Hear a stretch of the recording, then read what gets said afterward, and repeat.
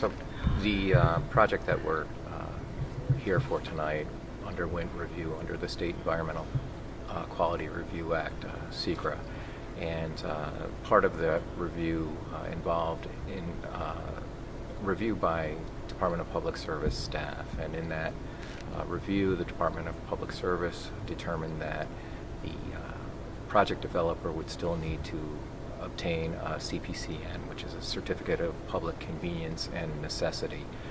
In this case, the Commission's input will be to review and make sure that the appropriate environmental review was done by the local towns and by the other agencies that were involved, and to make sure that the developer has the financial capabilities to build and operate the project without abandoning it unfinished, so that there will be no extra cost to decommission the project if it ever came to that. Other than that, the Commission doesn't really have much more involvement in this case. Different from the Article 10. In the Article 10, it's actually very similar. The difference between the way these two processes have worked is that in the SECRA process, it was handled much more at the local level for the State Environmental Quality Review. The town of Villanova, in this case, acted as the lead agency, and so they were responsible for collecting all the documents and making any final determinations. In the Article 10 process, it's the New York State Siting Board, which was established under Article 10 of the Public Service Law, which is a separate body from the New York State Public Service Commission. And so in both situations, the Public Service Commission is just reviewing the work of other authorities. It's just that in this case, it has authority to look over what an agency has done, whereas in the Article 10 situation, some of its authority has been preempted by Article 10 of the Public Service Law.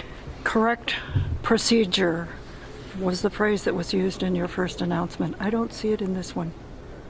Whether you determine that there was correct procedure, is that an element of this? That is definitely an element of this. If it's not, the Secretary of the Commission issues the notice, so I don't know what the specific language was between the Cassadaga notice and this notice, but they're very similar in terms of what authority the Commission has. Could you elaborate a little on correct procedure and what that would mean today? Well, the procedures are guided by the two different statutes. So in the Cassadaga case, it was guided by Article 10 of the Public Service Law and what the Siting Board has established as its regulations. Through the SECRA process, the State Environmental Quality Review, that's its own separate law in New York State, and that contains all the process and procedures there, as well as the regulations that have been established under that law. So the town of Villanova being the main, what do you call it? Lead agency. Lead agency. It needs to be discerned whether they did follow correct procedures? That's correct. Could you tell us that? I fully explain that to me. The State Environmental Quality Review Act is its own law. It has its own chapters in New York State law, and that contains all the process and the procedures. So the Department of Public Service staff, their attorneys, their engineers will make a look at what the town of Villanova did.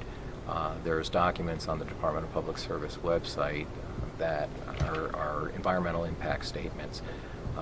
The staff of the Department of Public Service will make a review of those documents, make sure that all of the boxes are filled in, that all of the material was collected that needed to be collected, that all of the correct information was before the town of Villanova before it made any final decisions. In spite of the changes that have been made throughout their law changing and their regulation changing? Well, that's all part of the State Environmental Quality Review process. There's nothing in the SECRA statute that prevents or disallows any changes of local law to accommodate projects. And how did this occur today? What precipitated it? We're here today because as I said earlier, the Department of Public Service staff determined that a CPCN, a Certificate of Public Convenience and Necessity, from the New York State Public Service Commission was necessary before the applicant could build the project and operate it. And so in October of 2018, Ball Hill Wind Energy filed its petition requesting that the commission issue this certificate. And so Section 68 of the Public Service Law governs that certificate and requires that there be a public hearing held whenever any entity requests a CPCN. So it's a routine Yes, step? it's a routine Okay. and required by law. Okay. I didn't What do you know that. expect to happen tonight? There will be two things that will happen tonight. One will be the first, and most of the evening will be spent collecting public comments from people. Anyone who is a member of the local public, local community can come in, sign up, and come forward and give an oral statement, which will be recorded by our court reporter and placed in a transcript.